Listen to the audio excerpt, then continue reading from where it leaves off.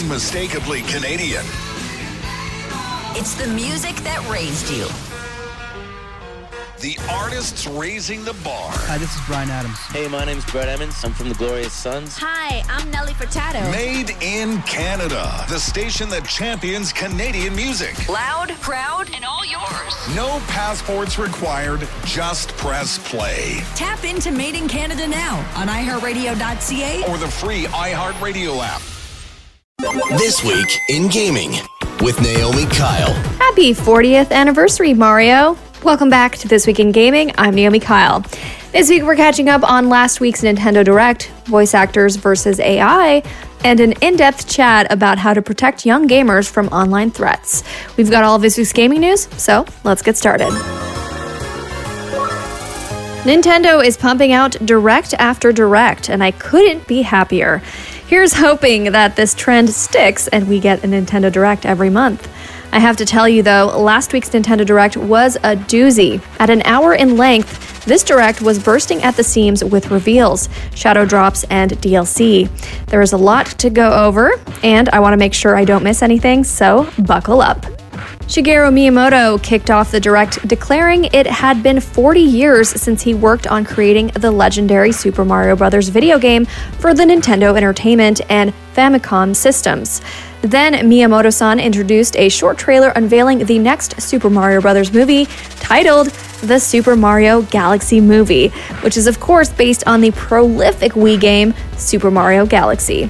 The cast from the first movie are returning to reprise their roles in the sequel, although there is no word yet who will be playing the planetary princess Rosalina. The good news is we won't have to wait very long to find out because the Super Mario Galaxy movie will be in theaters on April 3rd, 2026. Nintendo announced more Mario games are coming to Switch consoles like Super Mario Bros. Wonder Switch 2 Edition, which introduces more levels and minigames to the base game. Then the next Mario sports title, Mario Tennis Fever, serves up power-ups en masse with over 30 different fever rackets and a story mode starring baby versions of Mario, Luigi, Peach, and other iconic characters from the Mario universe. Speaking of Nintendo icons, Yoshi is getting a new game as well. Yoshi and the Mysterious Book is a side-scrolling platformer that embodies the carefree whimsy of the classic Yoshi's Island. I am so excited for this one. It looks simply adorable. And this year's breakout hit Donkey Kong Bonanza shadow-dropped paid DLC called DK Island and Emerald Rush. DK Island offers new levels and challenges around the DK's home of Kong Island, Emerald Rush. In roguelite Coin Rush mode, where DK collects emeralds for the Void Co. against a ticking clock. Maybe the most bizarre reveal of the entire Direct was the announcement of a new update being added to the Nintendo Switch Online service that allows Nintendo Switch consoles to emulate the Virtual Boy. What is that, you might ask? The Virtual Boy was a 32-bit video game console that was capable of displaying games in 3D way back in 1995. However, it was a commercial failure, likely due to the console's inability to display games in any color besides black or red. The Virtual Boy library will be made available to Nintendo Switch Online members on February 17th, 2026, and launching alongside it is a functional one-to-one model of the Virtual Boy, which will be available to purchase for those longing to experience peak 90s tech. Well, that wasn't the only strange announcement during this Direct. Nope. Pokémon revealed a new game starring Ditto called Pokopia. In Pokopia, you play as the copy Pokémon, Ditto, who has taken the form of a human and teams up alongside its fellow Pokémon in what will be a truly eccentric cozy game that lots of folks are already nicknaming as Pokémon Animal Crossing. It's set to release sometime in 2026. We got a new look at Metroid Prime 4 Beyond. Samus is ditching her spaceship for a futuristic motorcycle. And we finally have a release date for Metroid Prime 4, which launches on Switch 1 and 2 on December 4th. Fire Emblem fans got confirmation that a new game is in development after years of silence. Fire Emblem Fortune's Weave doesn't have an exact release date yet, but it will release sometime in 2026. More JRPG goodness was announced in the form of a remake for the PS2 classic Dragon Quest VII titled Dragon Quest VII Reimagined, and it launches on February 5th, 2026. Hyrule Warriors Age of Imprisonment was announced for November 6th. Hades 2 is out on September 25th. Final Fantasy VII Intergrade is coming to the Switch 2 on January 22nd, 2026. Stardew Valley is getting a Switch 2 edition featuring mouse controllers and couch co-op up to 4 players.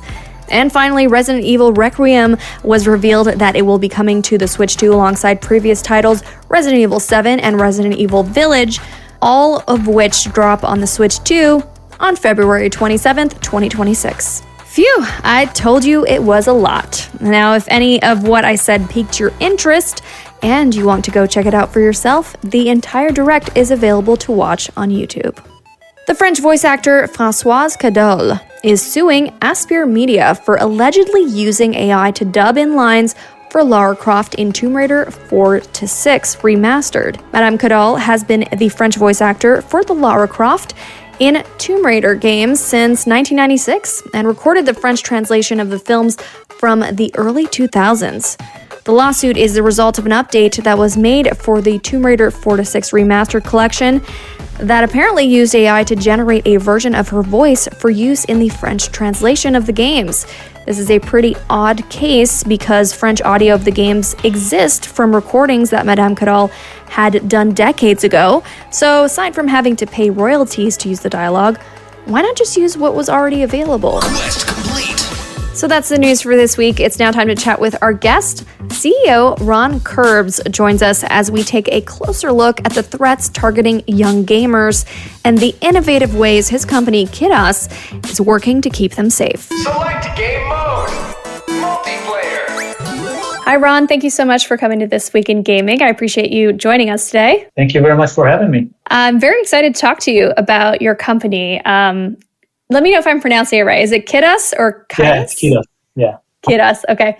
And I wanted to know, first of all, what the company is about and what it is that you do there. Yeah, so we created the company in order to protect gamers when they play, and protect them from bullying, from harassment, from scams. We started by protecting gamers in PC games, and since then we expanded, and now we're protecting gamers in various other platforms, and Discord, for example, then help community managers to protect gamers. But it all started with gaming. Nice. And how did you get involved in this company? What made you want to start it? Yeah, so it was COVID. It was 2020. Everyone was playing, and I played a lot growing up, and I stopped playing in my late 20s because I didn't have time, and suddenly I had time, and everyone was still there bullying, harassing, and trying to scam each other, and got back to gaming, and I was like, how come no one else solved it? And I probably should solve it and help others with kids. Back then my first son was born, and so wanted to make sure that, we have a safe environment for kids. And I knew that what I'm experiencing, a lot of younger kids are experiencing, and probably they're less equipped to deal with those situations than I was. Yeah, I think that's a very noble cause, and you've been working on getting a lot of data actually around on the back end of how often kids or gamers are getting harassed while playing. So your company, it sounds like it released new proprietary data that shows a big spike in online threats. Just from those stats, what would you say was the most interesting thing that you found? Yeah, I think one of the most interesting things that we've seen was the rise of, first of all, scams or potential scams, and that we've noticed. And the other thing is hate speech. We identify a lot of hate speech. You know that when you're playing, but you don't understand how big is the problem until you start seeing the data. And so in the first year, the first half of 2025, we analyzed more than 30 million conversations on our platform. We protected more than 900,000 players. And we saw thousands of cases of hate speech. And we're not even flagging every time someone says like the N-word or the F-word. That's not hate speech for us. We're tagging only very serious cases.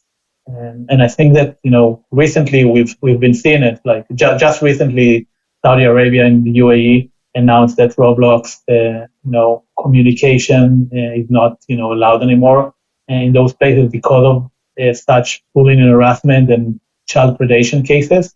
And we've been seeing those things all along. Actually, like people from UAE contacted us about half a year ago because they wanted to install it on their venues and, their gaming arenas because they knew that there is a problem with those type of things. And so those are some of the things that we have been seeing and were surprised by because, when you think about some of those games, Roblox, for example, you imagine, younger kids playing that, you think that it's going to be safe.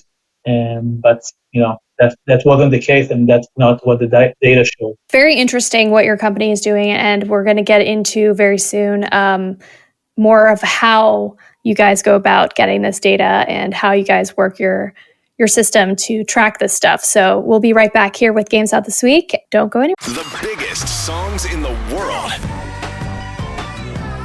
You've heard them countless times. Now, learn the details of how they came to be. Join Ruby Carr for Encore, the stories behind the songs you love. New interviews and newly unearthed archive footage make for a fascinating weekly deep dive. Stream Encore, the stories behind the songs you love on iHeartRadio or wherever you get your podcasts. Games Out This Week. Starting on September 15th, Little Witch in the Woods launches on PC. LEGO Voyagers connects on all platforms. On September 16th, Skate board slides into early access on PS4, PS5, PC, Xbox One, and Xbox Series X and S. Then on September 17th, Deep Rock Galactic Survivor drills onto PC, Xbox Series X and S, and launches day one on Game Pass. Strange Antiquities and Jelly Troops team up on PC and Nintendo Switch. On September 18th, Hike Northern Lights sets up camp on PS5, PC, and Nintendo Switch. Arctic Awakening crash lands on PS5, PC, and Xbox Series X and S. Emotionless, The Last Ticket buckles up exclusively on PC. And on September 19th, Tawa and the Guardians of the Sacred Tree double team the PS5, PC, Switch, and Xbox Series X and S. Eclipsium gets weird exclusively on PC. Trails in the Sky First Chapter is reimagined on PS5, PC, and Nintendo Switch 1 and 2. And Dying Light the Beast vaults onto PS4, PS5, PC, Xbox One, and Xbox Series X and S. The Epic Game Store is offering 2 free games this week. Project Winter and Samorost 2 will be available for download from September 18th until the 25th. Quest accepted. So I wanted to talk about how your company is doing this tracking. Like what is the thing that you guys are implementing to make sure you're getting the right data and also implementing protections for gamers? Yeah, so one of the things that we wanted to make sure is that we're protecting gamers without violating their privacy. So when we protect gamers, we don't use the data for anything else but protecting the gamers. We don't collect it for marketing purposes. We don't share it with any third party. We analyze it, we alert them if needed, and then we get rid of the relevant data. And of course, we anonymize. But, in some cases, we do have to monitor some of the data and, understand the new threats and the rise of the new threats. And that's how we get those insights. And we feel that it's, needed to share it with the public. Of course, we don't share any specific cases. We share general data, statistics, but we want people, parents, and gaming communities to be aware of the problem. But otherwise, you're just dependent on the gaming company to release their data. And we've seen that our data shows that the risk is sometimes 20, 30 times more likely than the gaming company's data. And so that's why we wanted to do that. And the way that we protect gamers, we have 2 ways. One is we install our software, the gamer or the parents of the gamer install it on their own devices, and we automatically connect in the background to more than 2,000 games, including the biggest titles, and we then alert parents about situations. We also work with gaming communities. They install it on all of their devices, and the managers, the admins get alerts if something happens, and that's on Discord and various other platforms. So this is a tool that parents can use for their kids. It's a tool for parents to use with their kids. It's a tool for gaming communities to use with their members to make sure that everything is safe and no bullying, harassment, or scams are happening. And depending on the context, we have various types of scenarios. What about gaming studios themselves? Are you looking to work with them too? Yeah, we initially thought about it, and we actually been in a few very serious conversations with them, but we just realized that, there are few big ones that have the means to pay for such technology, and the smaller ones just don't care about the problem. That's the hard truth. And they just don't care. They don't care, or they can't afford it, perhaps? Yeah, they can't afford it, or maybe they don't care, but some of them even told us, directly, listen, the toxic players are the most, valuable players. They are the ones who spend the most on our platform. We want to make sure that they're staying here. One of the interesting stats was that you guys found was that at 5 p.m., I guess this is worldwide, is usually the riskiest time for kids to be gaming online. Is that true? Yeah, so we need to make sure that we're not, confusing correlation with causation. 5 p.m. is actually the time that, a lot of the kids are playing, and that's why we typically find more alerts. But yeah, 5 p.m. and we look at it at, the local time of the kid, and, tend to have more serious threats than other times. And I can guess what is the reason for that. It could be that, some of the younger kids play at 5 p.m. and later on it's more of the older kids who don't use our platform. And it could be various other reasons, but we've been seeing from the data that 5 p.m. right after they come back from school and some of the other programs, that's the time that they're likely to get most of the alerts. And also interesting that weekdays there's twice as many threats as weekends. Is it just because kids are more busy on weekends? Why do you think that is? There are a lot of ways to interrupt it, to explain it. But I think the easiest way to explain it is that, the majority of kids probably play on the weekend. So if you're already playing, over the weekend and you have your parents around, you're probably not going to be as toxic as if your parents are not around you.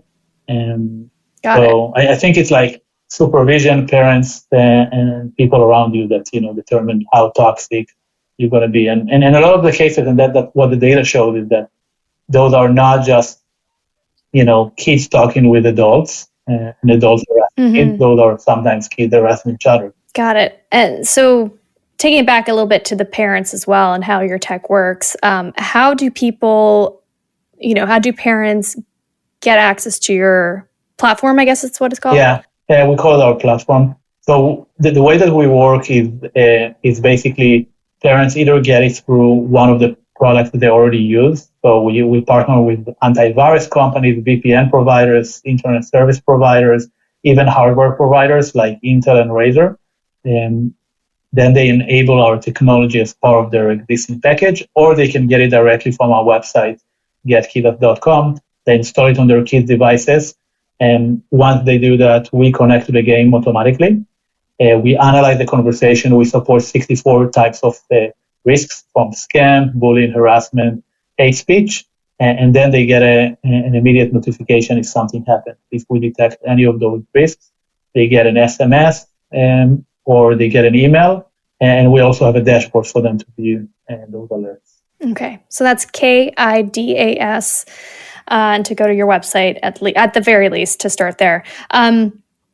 Should parents talk to kids about the risks how should parents talk to their kids without scaring them off of gaming altogether? And how do we convince parents as well to not be scared of letting their kids play games? Yeah, I think a lot of times that when I talk with parents, they're afraid of those situations. They're afraid of gaming. They're like, okay, my kids are not playing. And that's, the opposite of what we wanted to do. And we believe in gaming. We're gamers ourselves. And the best way to understand it is to play with your kids. I think that a lot of parents don't play with their kids. They don't understand that, sometimes the same as when you play basketball or you play soccer, some trash talking is part of the game.